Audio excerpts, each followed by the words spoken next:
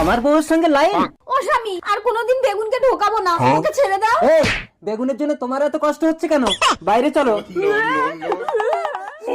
এবার দেখি বেগুন কি করে তোমার সঙ্গে লাইন মারে।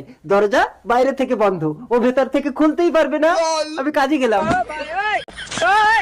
বেগুন ও লাভলি বৌদি, দাদা নেই, এসো আমরা কানামাছি খেলি। ধরলে কিন্তু ছাড়বো না বেগুন। বৌদি, ওরে বেগুন বাগানে ঢোক। ধরেছি।